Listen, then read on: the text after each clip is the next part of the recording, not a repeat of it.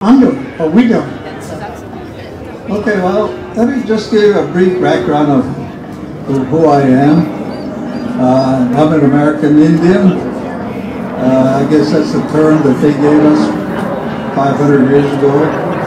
I'm from the Zuni Nation.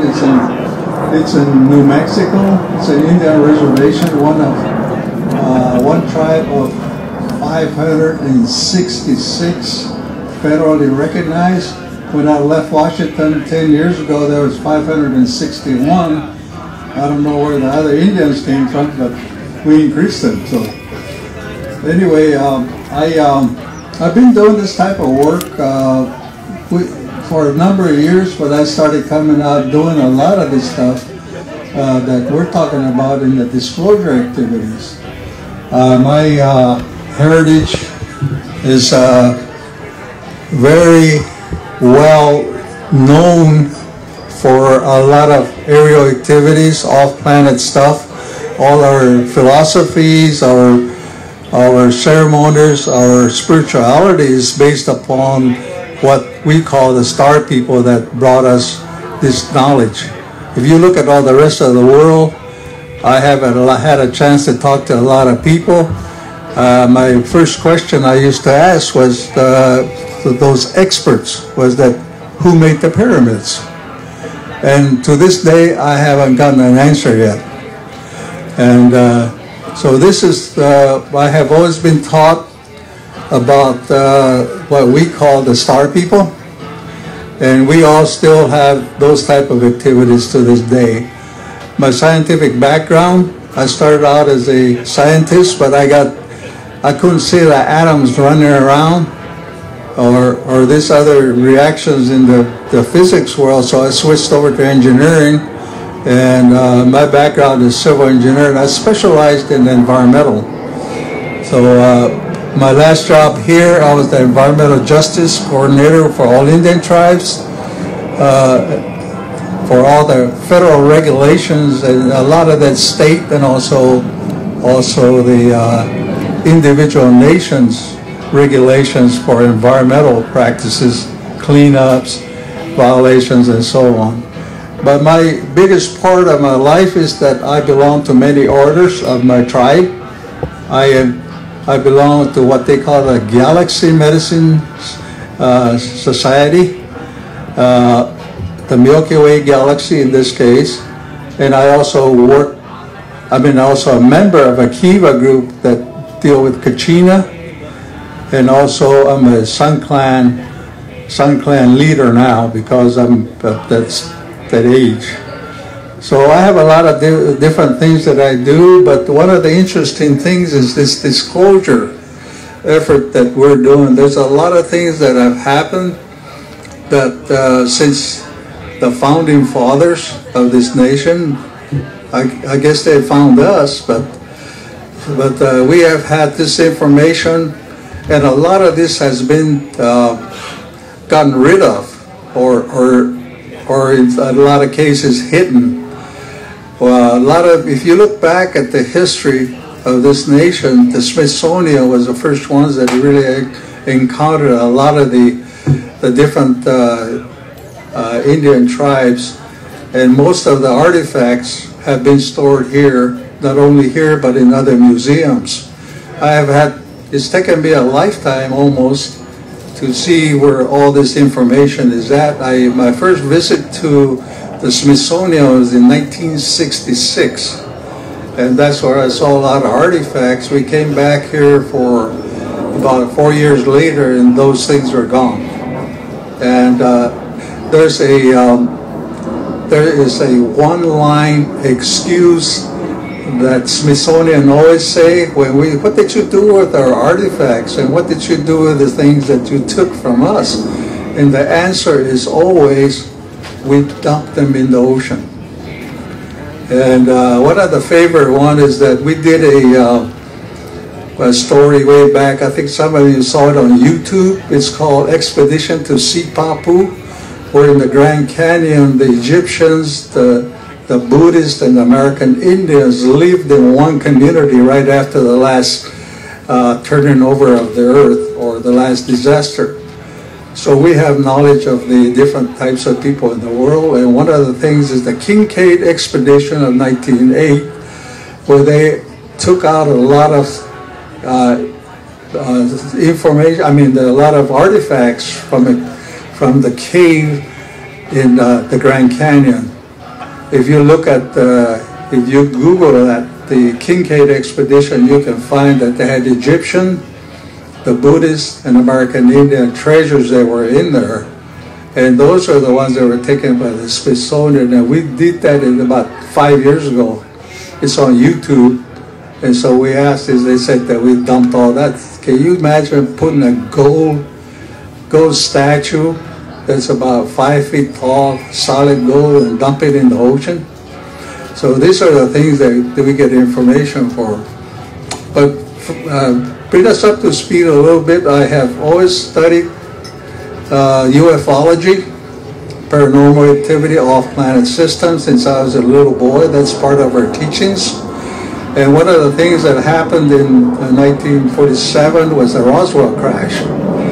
I have been on top of that since I was a kid.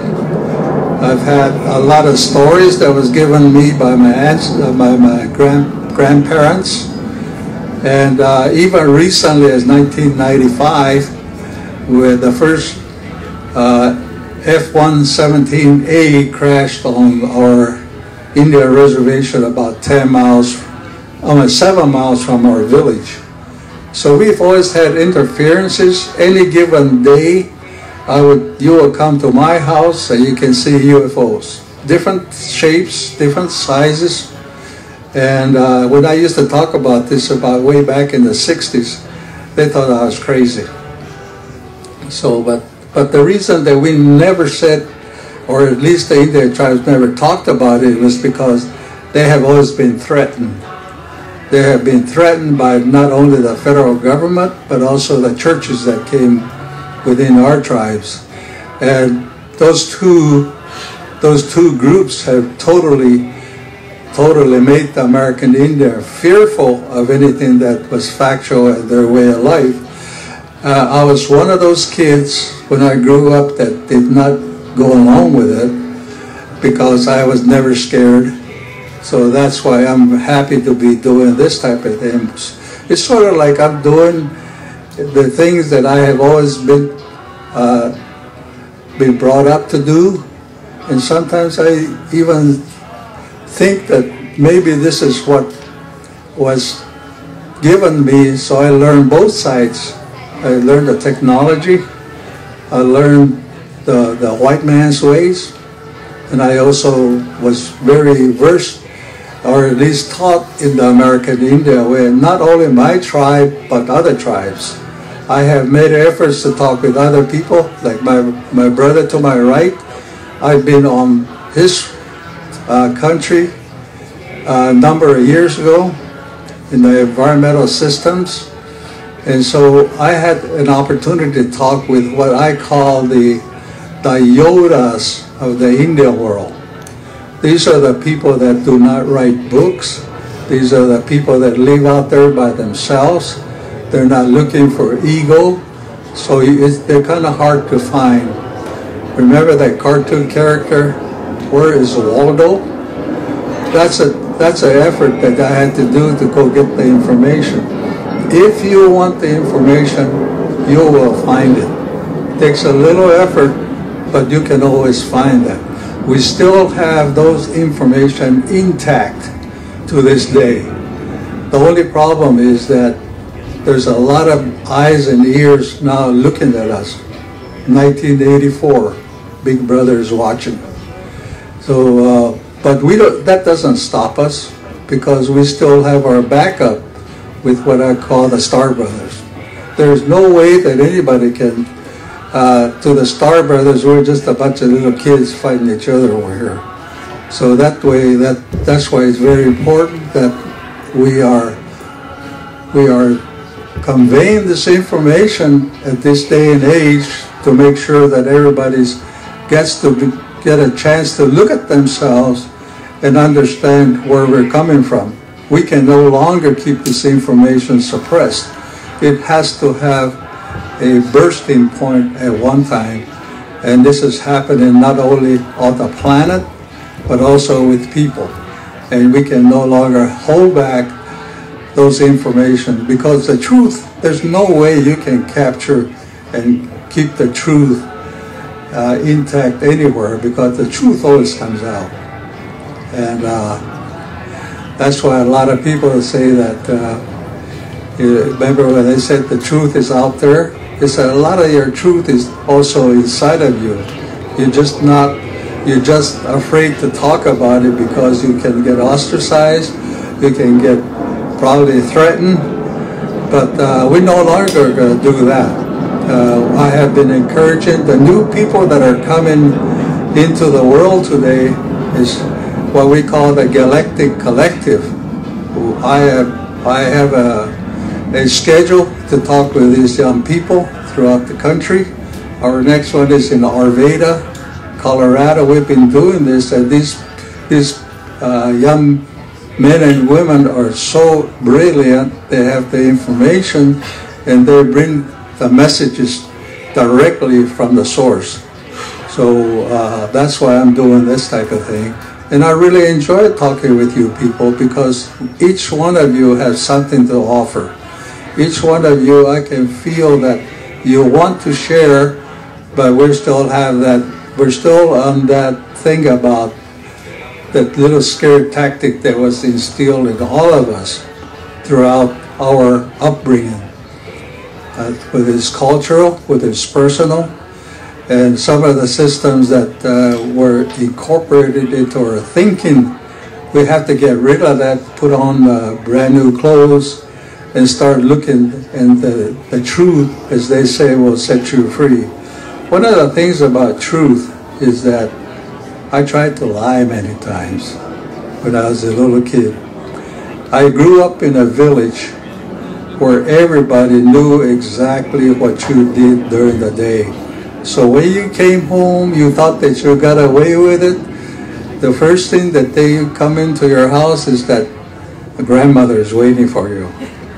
And when grandmother says, "Come in here, I want to talk to you," you know damn well that you already got caught. So I learned at a young age that I don't make a good liar. So anyway, so this is one of the things that I have taken upon with this group that I'm working with, and it's a very, very well informed, organized group. I could have gone with other groups, but what we're doing on this disclosure effort is a combination of many, many different ways to get to this, and it is going to be I try to make everything fun. As a practical application person of many theories, you can make it happen. I always talk about three groups of people on the planet: those that see things happen, people that make things happen, and a lot of those people that says, "What happened?" So I will say that since I'm a C student, I belong to the middle group. I want to make things happen. So at this time, I want to turn this over to my brother David and have him say a few words. Thank you. Thank you.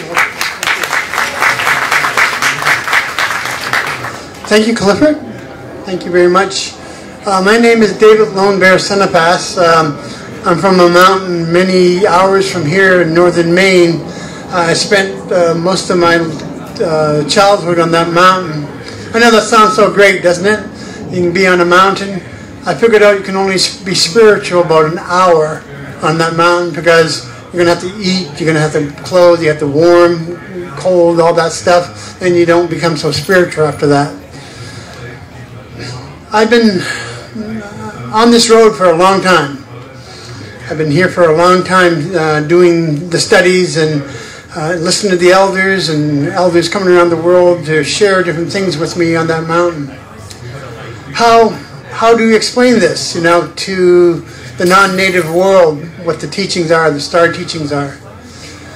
The star teachings is everything underneath the stars that you know. That's what the star teachings are. When I was growing up, I had elders come from all around the world to sit with this young person to share different things that's out there, a lot of stories, a lot of the math, I'm a mathematician, the physics of your world, all the different things that make your world tick that I know about. I've been doing this, again, for a long time, before this was even famous, the late 50s and 60s and 70s and 80s, doing the research. I first started doing the research with high altitude disturbances. You guys are probably familiar with this, Estes rockets that you just can order, and then they go up a couple thousand feet. So, and I started out with bigger rockets. I started with chemical rockets that went up about 1 mile or 2 miles. And after a while, the rockets got bigger. They went up to about 15 to 10 miles. After a while, 25 to 30 miles up. These gasoline rockets that I made from scrap. What was I launching rockets? Well, they had instruments on them. They had cameras. They had different, little bit sophisticated things to detect signals up there. And I had about a little more than 8 to 10 seconds up there to film and to record. I've done this with council's approval. What was I looking for?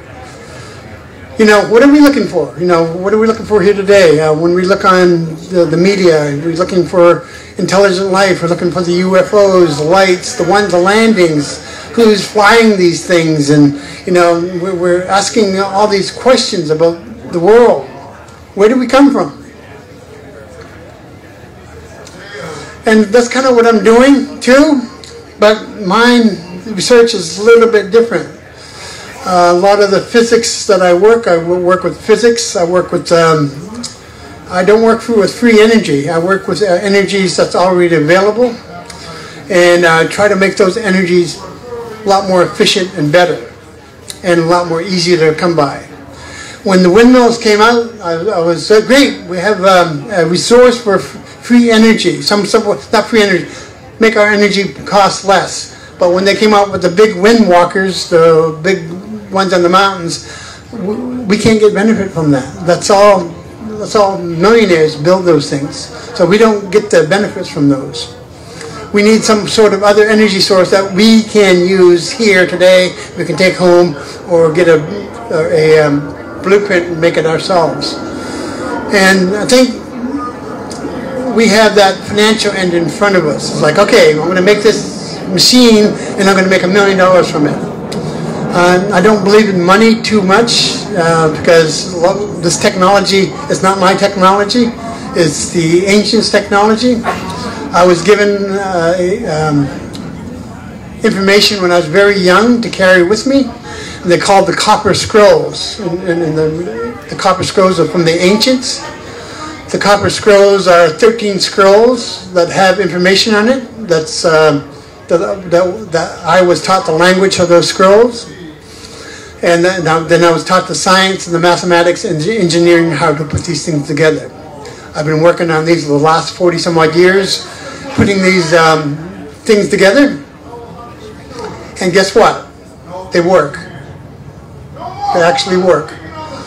And I find that these things are not made to sell. I'm not here to sell you anything today. The energy is for the world.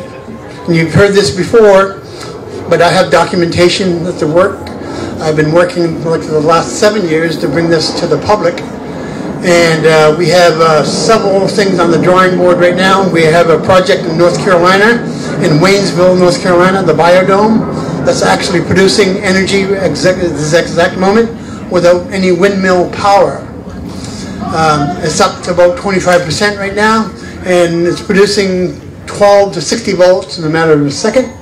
So, and that's just off the vibration of the wind. So that's without windmill power. It's not, I'm telling you right up front, it is not free energy. You need to put some money into it and get a little bit out of it.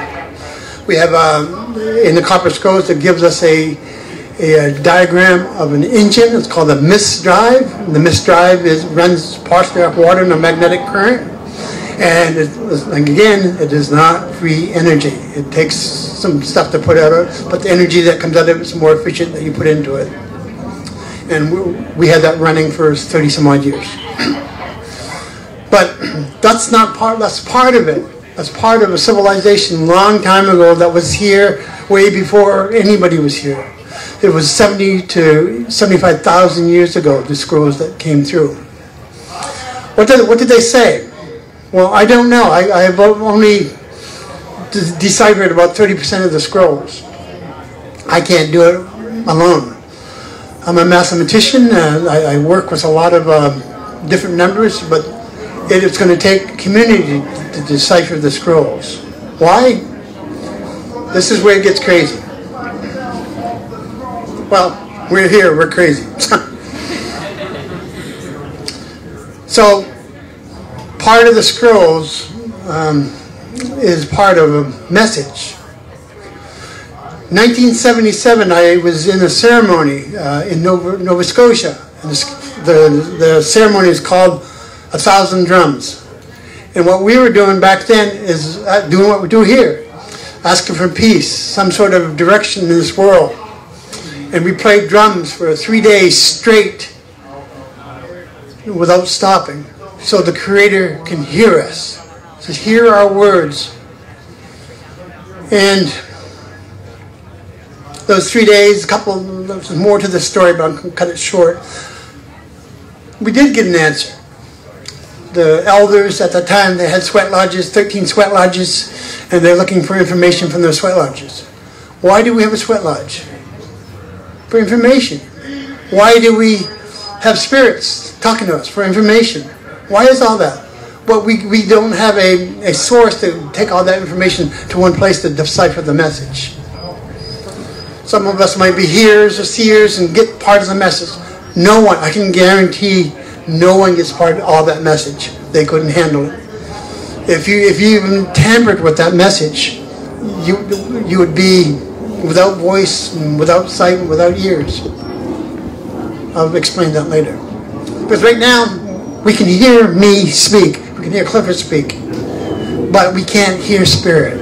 We claim we can hear spirit.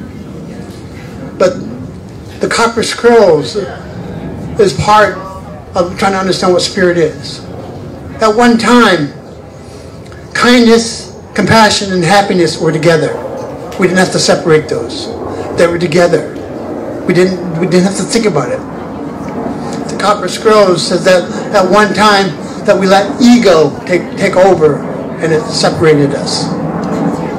And ego came in there. We all have ego. We should have ego. We should have enough ego so we don't step in front of a bus. That much ego. I think that understanding what the teachings are in the Copper Scrolls is like, all right, what does that mean? It has technology in there. What else? Do you realize that we're all spiritual beings looking for that light? And it teaches us in the Copper Scrolls how to find that light. Each one of these people in this room, or this tent, have the blue light inside of them. Some claim they can see it. Some claim they can do other things. As a scientist, I can prove there's a blue light, and we've proved it. No problem. It's an energy source. And we keep on thinking about energies. Different energies here, different energies there. On this earth, we only have one energy. Hear me. One energy. We don't have all this crazy other stuff. One we can prove. Electricity. That's it. We're coming up to the next energy is the Phalon energy, and that's part of the dark matter. We can't even prove it exists. We know it's there. It's like the grizzly bear. The grizzly bear is there, but we can't prove the grizzly bear's existence until it attacks us. Do you understand that? So that energy that we use, but electricity is so fascinating. It's a magnetic pulse. It could be a pulsar. It could be dark, the Milky Way center. It could be a Andromeda. It could be all. It lights us. Part of spirit is electricity. We measured electricity in spirit. Those bumps in the night that you hear, it's a magnetic anomaly. Does anybody know what that is? It's a very fast impulse magnetic force. I've been to Sedona a couple of times looking for the vortexes. I hate to tell you this, I haven't found one. You want to hear the truth? Let's talk with the truth here. Why are we doing this? Because we feel something. We want to react to it. There's something going on. How do we react to it? You know, I said that in Sedona, there's no vortexes. About 20 people said they wanted to read me. Please don't do that. You wouldn't like what you see. But I'm not saying it doesn't exist. It's just harder to prove sometimes. Because sometimes we look at these anomalies and say there's something else. Time and existence is a whole different thing. If we are in an illusion, we're being fed. That means we're being fed the information. The copper skulls might be illusion too, to redirect us in a different area. But whoever the creator is, the programmer, whatever, they don't want us to have a higher consciousness individually. They want us to have a higher consciousness as a community. If we're going to get out of this program, we're going to have to work together to do it. I've worked with a lot of mathematical problems and things like that. And I work with the human mathematical problem. And it is a problem. We keep on thinking we're the big and bad here. I can tell you, if you knew who the big and bad here was, you'd be running back home. There's things here, as much as we want to say, we're Grand Central Station here. There's other things here that we can't even understand. We keep on thinking there's love out there in the universe. We can't see it through the telescope. We can't see it through energy matter. That's in our minds. What's ever out there, it's some is lower species, higher species in between. But how many species here on this earth? Millions of species. There's species on your arm, inside your gut, and your brain, your eyebrows. There's other species that keep you alive for your illusion. Do you understand that? And part of the disclosure, when they contacted me at this, I wasn't going to do this. Right now I should be in my lab working. But part of it is understanding what this information is going to do for the world. These copper scrolls, I don't own these. I own these for you. I only take care of them to get the information out so the communities can live. The biodome, that's like a couple years project. We are very low funded on it, that we need at least another $100,000 to get up running. Then people can come with their machines and measure things. You know, it's not something you're going to be able to, well, you're going to be able to feel it, but also you're going to be able to get an electric meter, put it up, and you can see a voltage. No problem. Working in Canada, in Moncton, New Brunswick, to work with some technology up there. It's already been approved. It's just got to go work at it. It's here. We're here. You've asked us to come, the Star People. We're here. Do you understand that? I'm going to be here. My time is very limited here. Very limited. I'm going to be gone here pretty soon. Get all the information as possible. And it's free. I'm not selling a book here or CD or nothing. I'm here. We have a council that governs these technologies. I don't own these. I'm answered by a council here. These technologies in front of you have revolutionized the world.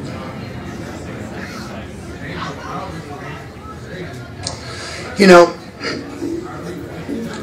being in your world, I feel like we have more beeswax in our ears than ever.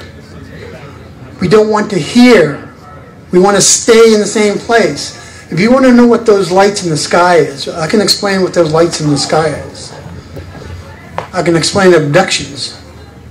Those transmitters that they put into you, I found a radio signal, very low radio signal, but I found it. I took some of these out of the people that they said they had implants in them. I didn't believe them at first. People come to me, I have an implant, and then I ran a scanner of them, I couldn't find anything. So they put it here, they put it here. For the last 7 years, I've been taking them out, finding what they are. Some don't work, but some of them have a very low frequency transmitting that come from it. I don't have the technology to figure out what these signals are yet, but I'm working on that technology right now to try to decode that technology. There's other things that's going on in the world.